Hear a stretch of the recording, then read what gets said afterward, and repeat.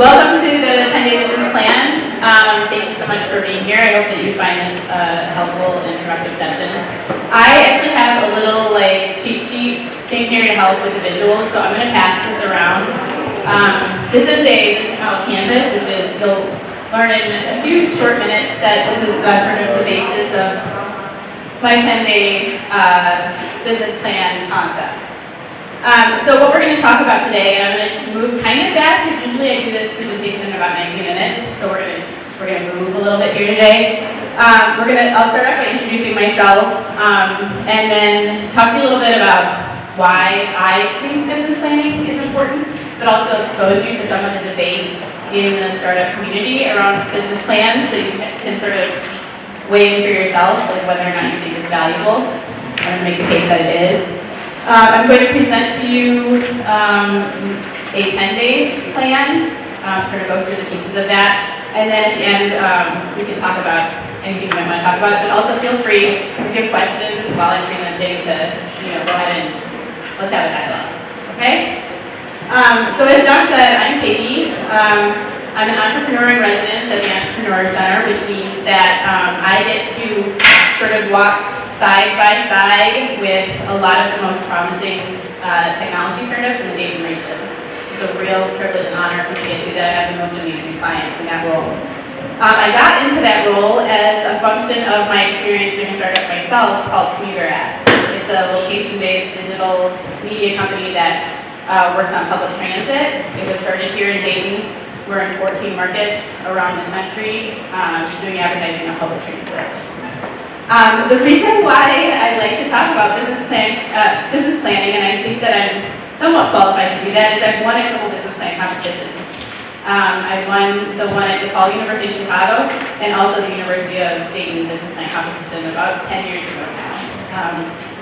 And as a result of that planning, closed about $2 million in venture capital to launch Commuter Ads. I also have an MBA from the University of Chicago. So that is me. And one of the things that I like to call out for these sessions where I'm talking to real entrepreneurs is that, congratulations, because there's so many people that talk about ideas and have all kinds of things that they want to do, but never actually take the steps to do it. So the fact that you showed up at Startup Week this week, are out here talking to people, are out here learning, congratulations, and good luck with your venture because it's awesome. And then the picture that I chose here is representative of the sort of amazing things that come along when you do decide to take a leap into entrepreneurship. This was me with my team, my amazing Commuter Ads team, with Tim Gunn, you guys know Tim Gunn from Project Runway, at the White House. We were at the Obama White House as guests of Michelle Obama because she was doing a campaign called Better Make Room, which was targeted at Generation Z as they were coming up through junior high and high school to get them ready for college. And a piece of that campaign was advertising on public transit using our media. So we were a partner in that, so we got invited to the White House to do the launch of that program. So you just never know, what kind of opportunities you might be afforded if you by starting something and being part of a whole new team. Okay,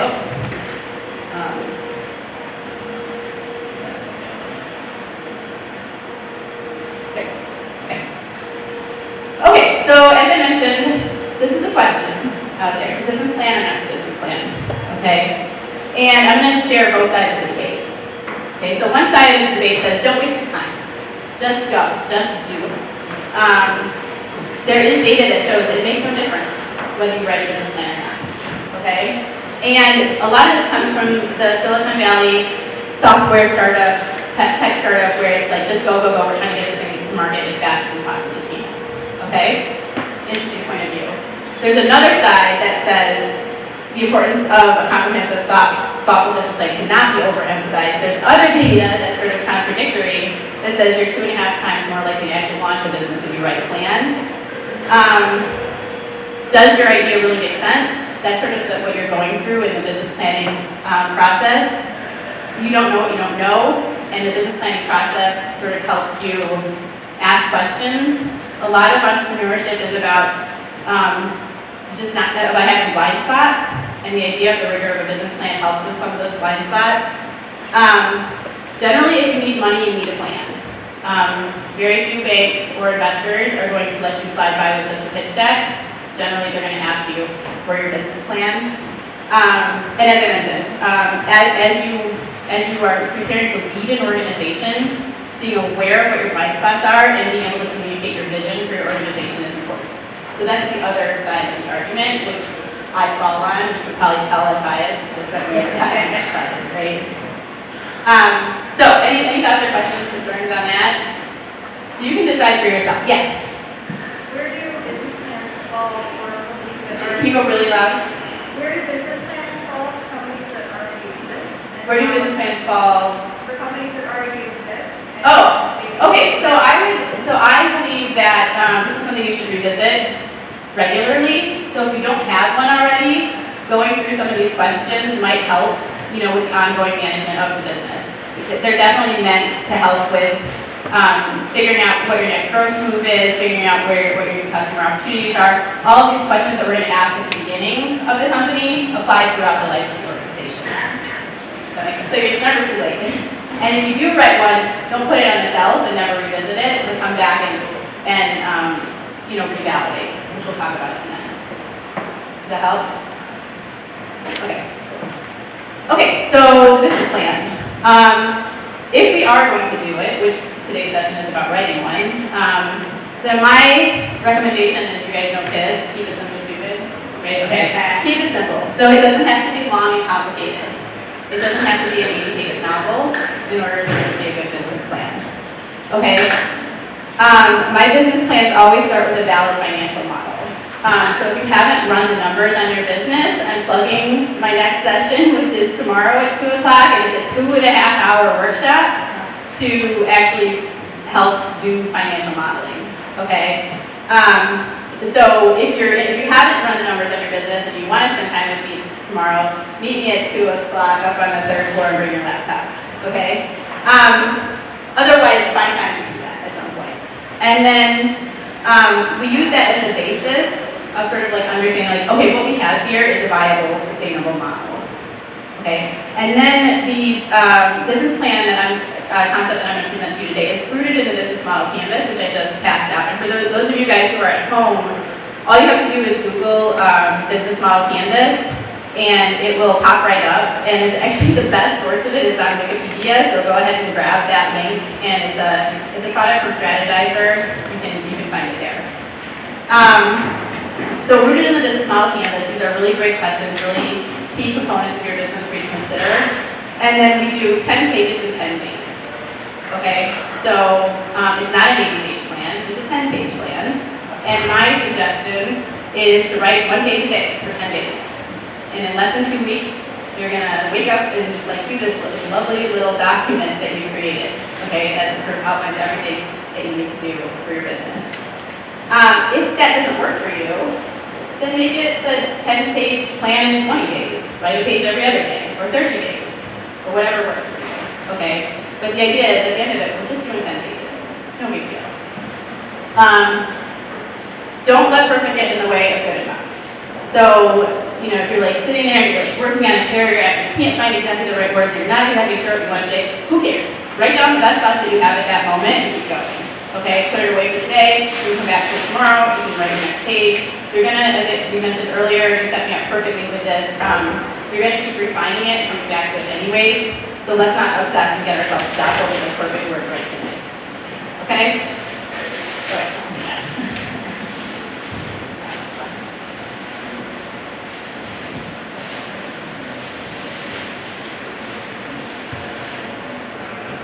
Yeah.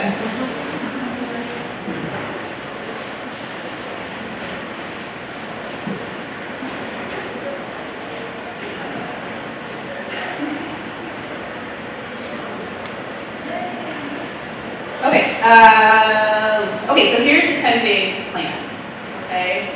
As I mentioned, you've got your canvas there, okay? So we're rooting ourselves in this.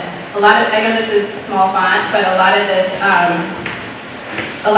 content is going to be blown up in my slides, okay? So if you're having trouble reading it, you're going to get it. So, day 1, page 1, we're going to start with the revenue, okay, right? We're not starting hobbies, we're starting businesses. Right? So how does this thing make money? That's the question, thanks, John. So as I mentioned, we always start with our financials, and there's my plug again if you want to come around. So the questions that we ask ourselves are, for what value are our customers really willing to pay? What are they currently paying?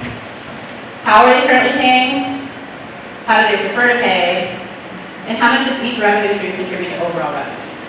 Okay, so for those of you guys that have businesses in mind, how many of you guys understand how it's going to make money? Have you thought about your revenue streams? Okay, good. What I would push you on a little bit is the different types of revenue that you might have available to you.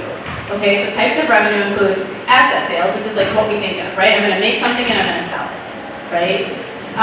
But what about usage? Maybe people can sort of use it and give it back or something. Maybe there's a subscription. If you can, anytime that you can generate recurring revenue, that's a good thing. Okay. Maybe there's opportunities to rent or lease your products. Maybe you have licensing opportunities if you have some intellectual property. Maybe it's about brokering. Maybe part of your service is connecting. Maybe you have opportunities to advertise, right? So for example, if you have a website, an e-commerce website that you're going to sell whatever your widget is, but maybe somebody knows that you're attracting a certain audience to your website, and those people want to advertise with you, right? That could be like a really interesting way to generate a little extra cash beyond your sales. And then also keeping in mind that there's different types of pricing available to us. So we can set our price and let it rise, or we can build some intelligence into it and maybe it's more dynamic. That's like Uber, when, you know, at times of heightened dry calls, there's a higher price, right? You might have the same thing on your demand. And as I mentioned earlier, my pro tip here is look for recurring revenue. Anytime, it's hard to get customers to you, so once you get them there, figure out ways to get them to come back again and again. That's why subscription models are so popular. Okay. Any questions on revenue? Okay, this one is not on the canvas, but I felt like it was sort of a glaring hole if we didn't talk about what the heck is our product? What are we selling? So questions here is what is it? Why is it needed? What problem does it solve? For those of you guys in my classes who started talking about that, right? What makes it different, better, special compared to what else is out there? Okay? Lakeisha is doing a session on value proposition, that's what we're talking about here. What is your value proposition? What makes you different and special? What other solutions are available, right? What are the substitutions? And always remember that doing nothing is a substitution, is not buying a product at all, is an option. And do you have any intellectual property around your product? Okay? And my pro tip here is that does a first grader understand what your product is? If they don't, try again, right? If it's very complicated and people have to hear you say it 3 times, or it feels muddled or whatever, that's just not effective, okay? You gotta refine this to a point where people, at a first grader say, that's it, I get it, that's interesting. Okay? Questions on products? Yes, we get have intellectual property. Yeah. Okay, so like, is it patentable? Is it trademarkable? Is it, do you have trade secrets associated with it? The point, it answers the question, if an investor or banker were to say, what would stop someone else from doing what you're already doing? What's your answer? That's what we're saying about like, and how is it protected? Okay. Alright. Okay, let's try. Okay, so then value proposition follows very closely to products. We had some of those questions there. So what is the value that we're delivering to our customer? What problems are we solving for them? And also thinking at this point, starting to think about our different segments. Does our product vary as we talk to different types of customers? And how are we creating different types of value for those different segments?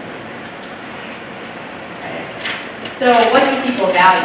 All kinds of different things, right? And some of it goes to just like, we solved the problem for them. But some of it is also about, hey, it's just new and cool, right? There's value in that. Some people like to be the first one on the block to have something, and they'll pay for that. It performs well. It can be customized. The way in which it's delivered, the way in which it's designed. I mean, Apple built their entire organization basically around great design, right? The brand is cool.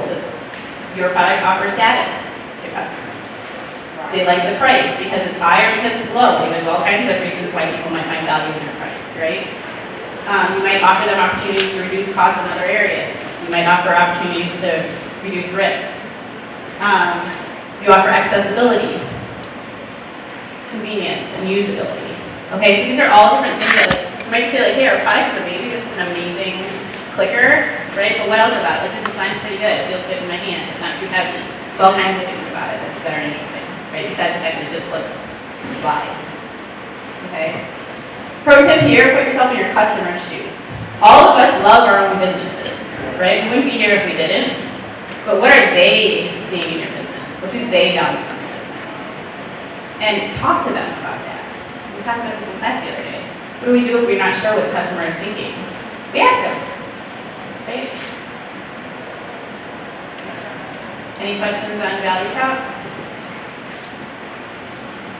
So you can start to see here, just 3 days in, you've written 1 page on each of these. You're like really getting somewhere, okay? Also flowing pretty nicely out of value proposition are customer segments. So and some of these are meant to be like interchangeable, right? It all sort of flows, and you can think about these together. And you can organize your thoughts as you see fit throughout your document, but it does all intersect. So our customer segments is who are we creating value for? And also understanding who are our most important customers. Okay, and I can tell you a little like example at Commuter Ads where we changed our strategy on how we were selling based on understanding who our most important customers are. We started to realize, we always thought so the idea in the business is that as a bus drives down the street, we can trigger an ad inside the bus that drives people off the bus into a local store. So like, hey, did you know Starbucks is located at the next corner? Hop off the bus, grab a cup of coffee, the next bus is coming in 7 minutes. That is the idea, okay? And we always thought that it was going to have a really high value in the local business market. Okay, like all the little shops and restaurants and stuff along the bus route would want to advertise this. But what we learned over time was that 1, they didn't have huge budgets, and 2, it required just as much effort for us to sell a $200 package as it did to sell a $20,000 package to like a bigger organization, to say a McDonald's, who was going to buy every single McDonald's location throughout all of the bus routes, right? And really, what was crazy is that it was taking just the same amount of effort. We had to go visit everybody 3 times, no matter what. So if you're going to have to do that, you might as well sell $20,000 versus $200, right? And we sort of switched our strategy, and we had our salespeople, instead of going hyper-local, focusing on the bigger businesses that were regional. And it changed the game for us. So just being strategic about that by putting some thought is what this page is about. So when you think about the different types of segments that you have, there's B2B, meaning business to business, B2C, meaning business to consumer. So like you're going direct to the consumer, the person who's going to use your product is the same person who's buying it. You might have mass market where you're just kind of trying to sell as much as you can to as many people as you can, or you might know that your product fits a particular niche and you're going like very, very specific. The way that you can sector your markets off into different groups. You can diversify your markets. That's another thing that we were always looking at. That was common in radio, which was our background before Commuter Ads, which was you got really big into a particular sector. For example, in radio, car dealerships are really big. Like you listen to the radio, you hear a lot of car dealerships. Well, something happens at car dealerships where they have a great quarter, they don't need to advertise as much, whatever. Like all of a sudden, if you're not diversified, the whole chunk of your revenue dries up, right? So there's some strategy around staying diversified. And then multi-sided. You might have a business where you need to sell to 2 different customers, which in the Commuter Ads case was how it worked. We had to work with the transit authorities first in order to get our ads onto the buses. So they had to agree to work with us, and then we had to go sell the media to the advertisers.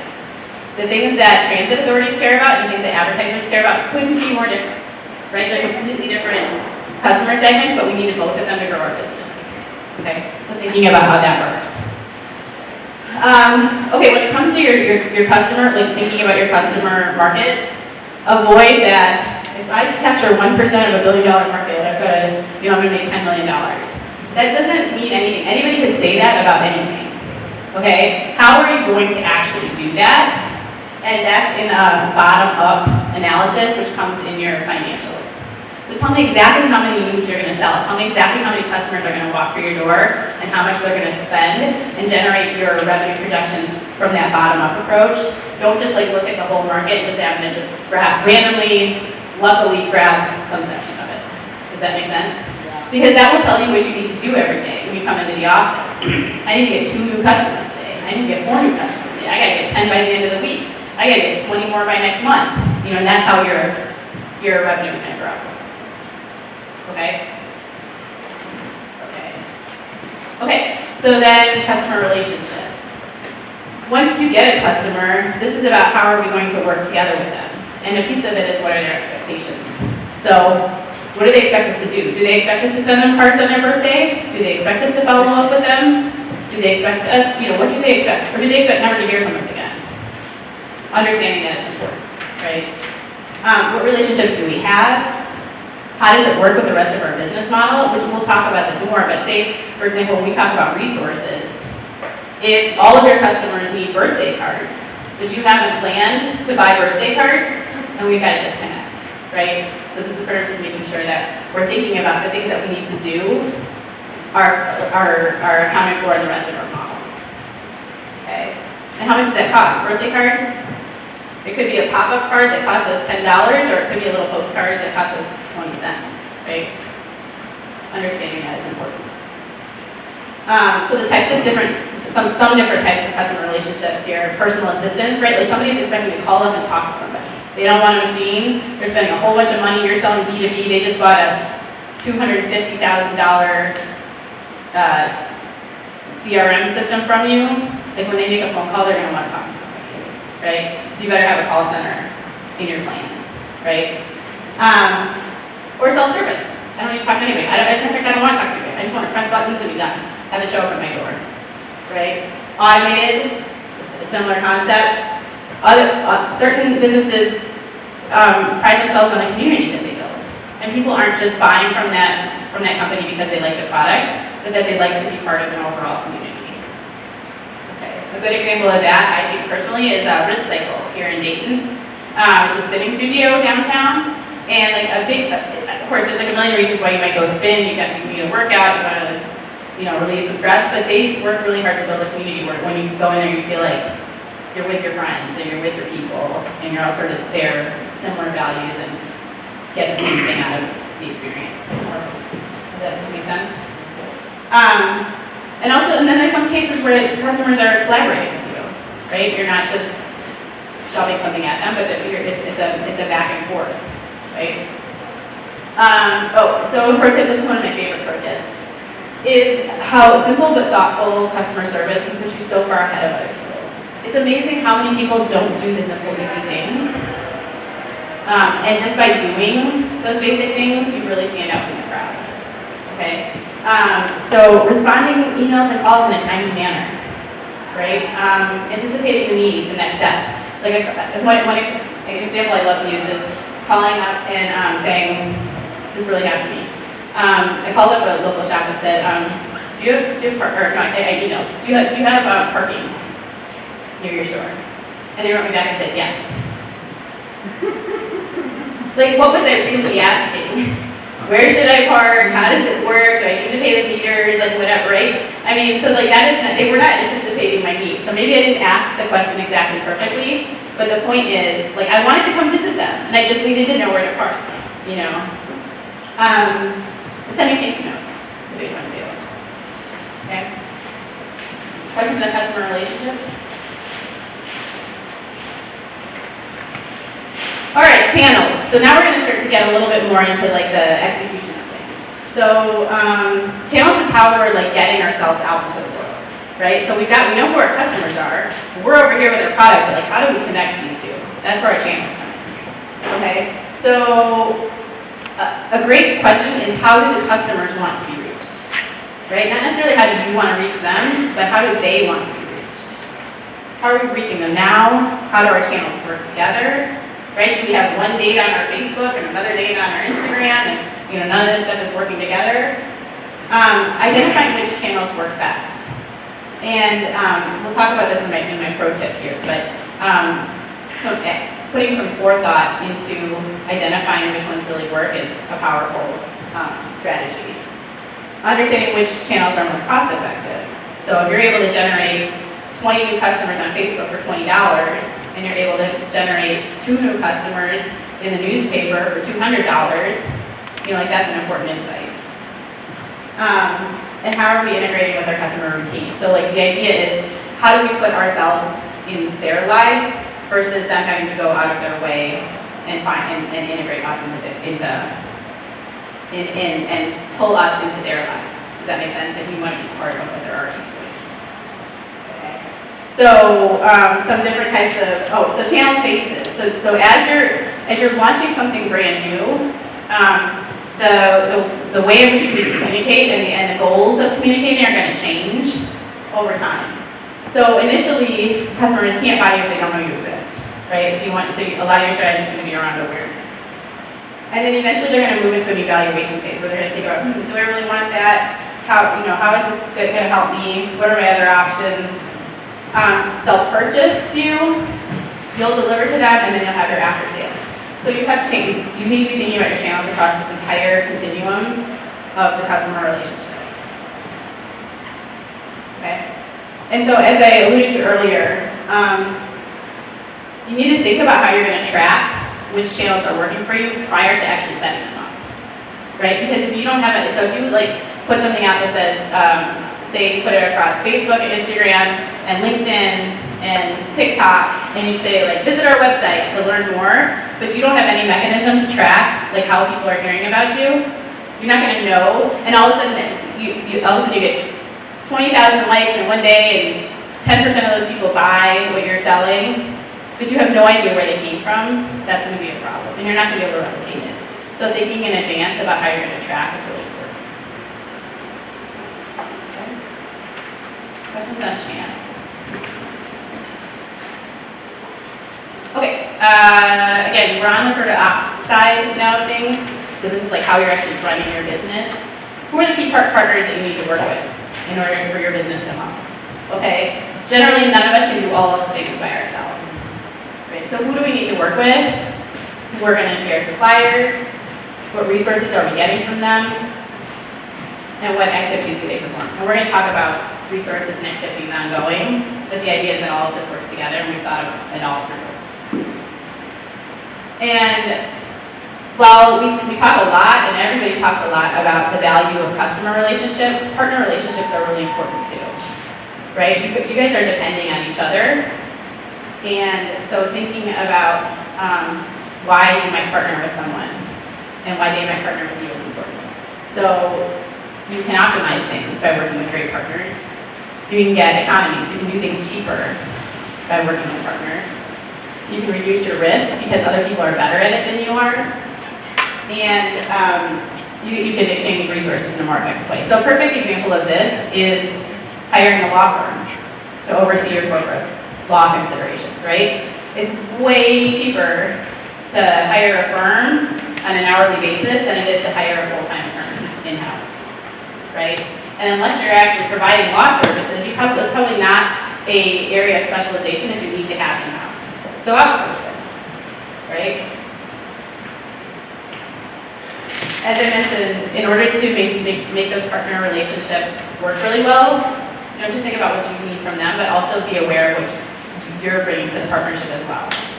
In the case of a law firm, you're paying their fees, so that's valuable. But also, maybe you're giving them interesting challenges to work at. Maybe you're giving them interesting PR opportunities. Thinking about those ways that you have to sort of lift up your partners as well will only help strengthen those over time.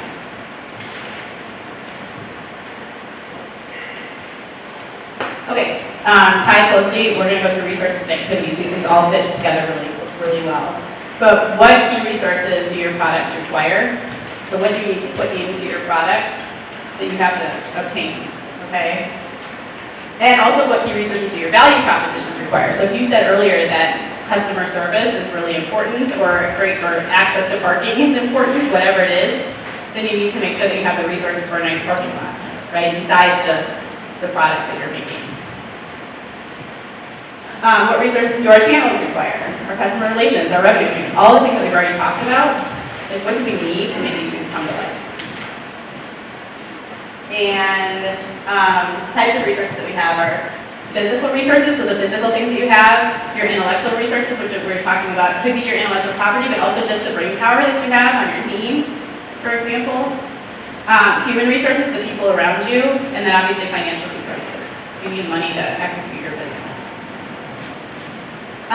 My pro tip here is that often human resources are the most rewarding and challenging aspects of entrepreneurship, right? So your people around you are everything, and you can't do anything without them, but at the same time, they're the same ones that are going to break your heart along the way, and I can't tell you how many entrepreneurs I know that have had their hearts broken by their teams. It's just part of it, you know? At the end of the day, you're the founder, it's your baby. The reality is, for everybody else, it's kind of a job, and they have lots of options.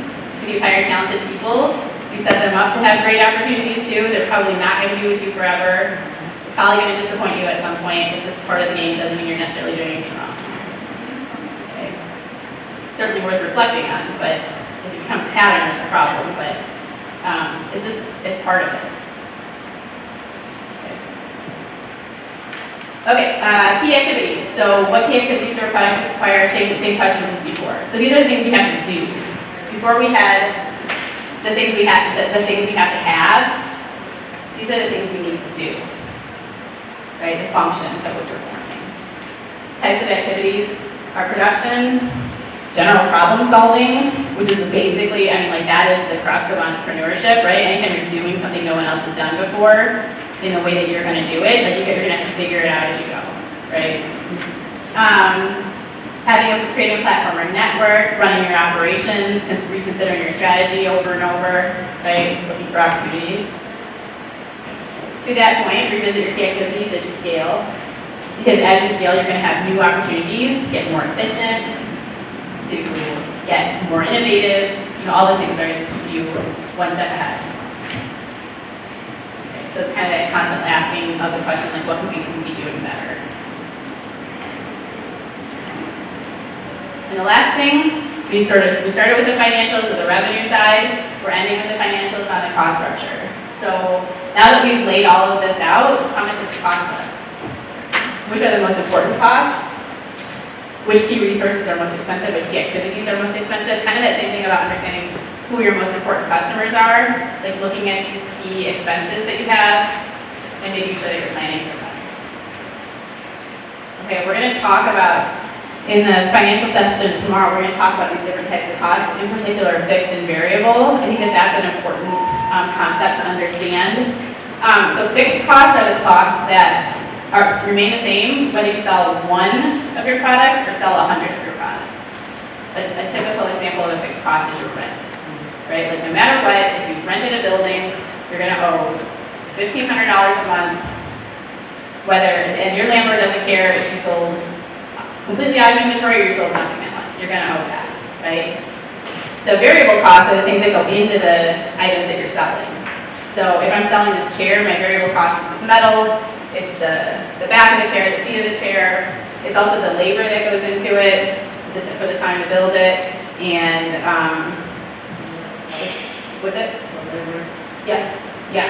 So exactly. So you're only going to incur those costs if you sell it. Is how we can think about it. Granted, if you have inventory in place, then you might incur it a little bit. But the point is, you can sort of manage that. If 10 go out the door, then you make 10 more. And that will change. If 10 go out the door and you've got a waiting list of 20, then your variable costs are going to increase, right? Unlike the case of your rent, where that's going to be the same no matter what. Okay, and so there's reasons to think about that, because if you take on a giant rent payment, but you're not sure quite how much you're going to sell, like that might not be the right thing to do quite yet. So thinking about the way in which you sort of can pull on those different levers to keep yourself solvent is important. Okay. A strong understanding of your costs will allow you to see opportunities for economies of scale and scope. So, like, the idea that your expenses and your finances are just sort of like this, like, big, like, cloud of information that you don't really want to deal with, I would say is a mistake. This is where you harness the control that you have over your business and can look for ways to really make it come. It's in the financials. Just need to know how to look for it. Okay. All right, so that's day 10, page 10. That's your whole business plan. Right? You kind of just go through and answer those questions in one page and stop. And you should be able to crank through it relatively quickly and relatively painlessly. Are there questions about that so far? Does it feel doable or does it feel intimidating? Okay, good. That was the goal. Okay, so the other thing though is that your plan is going to be full of assumptions, right? You're gonna look at some of those questions and you'll be like, I have no idea yet. How the heck am I supposed to know? Right? So you can say, but what I think is this. Write it down as an assumption. What I think is going to happen is this. Fine. No problem. Good. You thought about it. At least you considered it. At least it's not a blind spot. It's not going to hit you out of the side, on the side of the head out of nowhere. And then you can validate with research, with customer discovery, by talking to people. A great way to do research before you launch is little Google search. You can find everything on Google. Really? And Google Forms, and by Google Forms, I mean send out a little survey. Like I said earlier, just ask. Okay. The other thing that for those of you guys who've already started your business, is you validate it just by watching the business. You put in what you think is happening, and then you look at 3 months worth of data and see if that really is happening. As you go through this process, I encourage you to find a mentor, somebody that you can talk to. Entrepreneurship can be a very lonely and isolating process if you're not careful, so find somebody who you can bounce your ideas off and who will push back on you if what you're saying is baloney, right? So which is why your parents don't count, right? You're going to tell your mom, she's going to think all your ideas are brilliant. If that doesn't count, you need somebody who's going to say, I heard what you said earlier and I liked it, but this thing that you're saying right now, I'm not sure that that's going to add up, so you can sort of take that into consideration. Super, super valuable. At the same time, being coachable is important, but also as an entrepreneur, I don't know what it is, it's kind of like being a mom. Everybody thinks that they can just tell you how you should be running your business and all the things you should be doing, and everybody has a million ideas about how they would be doing it better. That's lovely feedback, but also there's nothing wrong with you saying this is my business. I know it better than anybody, I have a vision, and I'm going to listen to that feedback and I'm going to ignore it. I'm going to be discerning about the feedback that I get. Nothing wrong with that. This is your business. You're talented. You're doing it. You're there every day. You wrote a business plan. You know where it's going. Okay? If you don't like what I just presented today, Live Plan is a really great tool that's online. If you really like digital things, you can sort of plug all of it. It's a similar thing, like process. It asks you a bunch of questions, gives you a nice structure. It spits out a really beautiful PDF at the end. So, or do whatever you like. I can tell you that any business plan is better than no business plan. So if you don't like this, what I just showed you, do it your way. Right? Okay. So 10 days later, you're 250% more likely to launch your business. Right? Which is not too shabby. Then you go do it. Right? You don't put it on the shelf. Execute it, refine it, figure out what's not working, and execute it, right? Or do it. That's all I have. Other questions? Thoughts? Concerns? Yeah? Actually, I was wondering if you could go back to the revenue stream slide. Yeah. Thank you.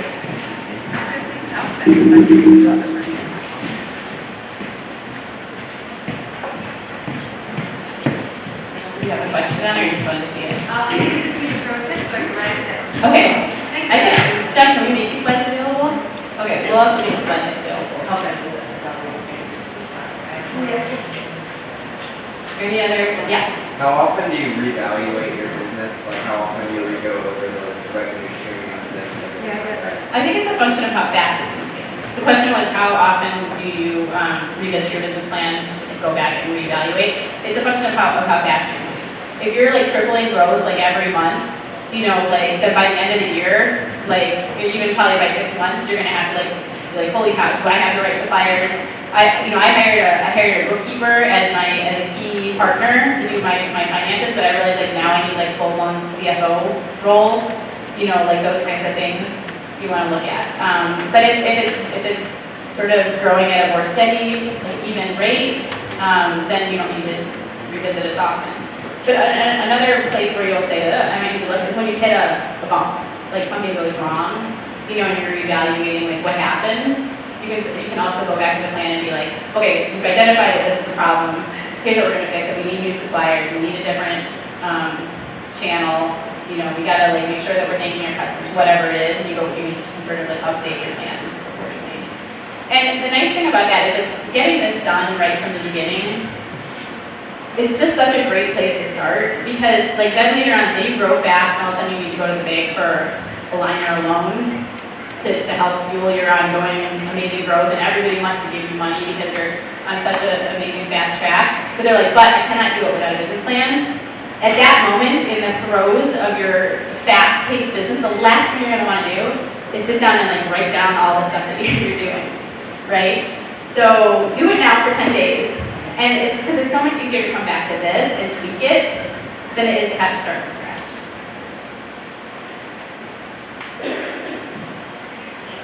Anything else? Yeah. Did you create this from your personal experience or is this data that you So, both. I wrote an 8-page business plan. And that was because that was cool 10 years ago, and that's how we won those competitions, was with the 8-page plans. And what happened was that the plans were helpful. Like they were super helpful, and like I said, they got us funded to the $202 million. But then I was seeing this swing where people were like, business plans, like who does business plans? Nobody does business plans. And I was like really do need it. Like we use dollars, you know, and so I was like, okay, I can't come up here and talk to people with a straight face and say you should write an 8-page plan like I did. So that's why I created this. And this business model canvas thing is like hot. It's like, you know, it's like a popular thing. But like the reality of it, and it's cool that it's like fast and dirty and, you know, down and dirty and quick and easy and whatever, but like you can't take this to a bank. And you really actually can't manage your business from it. They're like good, thoughtful questions, but when it comes to the practical day-to-day running of your business, like you haven't thought of everything here. You need a little bit more space, which is why I say, all right, let's go for this little box for like 1 page. And I felt like that I could stand up in front of people and sell, or talk to my clients about in good conscience, and feel like I prepared them, but at the same time, wasn't sending them like jumping through hoops for no reason. because it doesn't seem overwhelming. Exactly. Good. I'll probably got about I'll probably got back into the store, something up there, or something this way or something. Yes, exactly. I know. That's how it gets. Exactly. I have all this material, Yeah. and then when somebody comes knocking for you, it's a hot mess. Yeah. Did you have a question? Yeah, like when you're starting a business, it's like just you and know how much money. How do you decide like what the most important key partners are? Great question. So how do you decide what your most important key partners are when you're in a resource-constrained environment, right? Which the truth is, you're always in a resource-constrained environment, right? Even when you have $1 million in the bank, like you probably want the $3 million lawyer, right? Or the $3 million office or whatever. Like it always feels like you never have enough. So that's a piece of the game. So I think it goes back to sort of what this is intended to do is give you the full picture where you can identify how these things work together and what are the most important things based on how they all fit together. Does that make sense? And then invest in those things. And I would say the root of all that is probably your value proposition. So what is the thing that's making you different and special that's causing people to buy from you? Then invest in that. Does that make sense? Okay. Well, at the same time, always looking for efficiencies and do things as cost effectively as you can. You know, there's something really inspiring and exciting about being scrappy. And when you sort of realize, like, holy cow, I just did that on nothing. Like, it looks like I spent $25,000 and I spent $250 because I was thoughtful about it. And like, that is part of the fun of this. and later on you get, you'll spend you'll grow, and you'll spend $25,000 on something like how you thought you wanted to, and you'll be like, hey, you know what I did back at $250 when I was like young and scrappy was better. That's a piece of this, like, enjoy that phase while you're there. Any other questions? You plug the Entrepreneur Center and the SBEC. What did you say? You have a plug for the Entrepreneur Center and SBEC. Oh, yes, oh my gosh, yes. Okay, so if you guys don't know already, the Entrepreneur Center is based in this building. It's part of the hub. The hub was able to happen because the Entrepreneur Center and UB formed a joint venture with the idea of allowing entrepreneurs and investors and students and the community to all sort of gather here and run into each other and help each other build their businesses. So I spent my day job is at the Entrepreneur Center working as an EIR, as I mentioned. And our goal at the Entrepreneur Center is to turn no entrepreneur away. So whether you come into our doors with the craziest, most high-tech aerospace product that you want to sell to the Air Force, or you come in with the most amazing cookie recipe that you know is going to sell like crazy based on all your family feedback, we have resources to help you. So Small Business Development Center helps with our Main Street businesses. Entrepreneur Center, the ESP program helps with our high tech, accelerators, all kinds of cool stuff. But the point is, if you are a Dayton native and you want to start a business, you come to our door, we're going to figure out how to help you. Okay? All right. Thanks, you guys.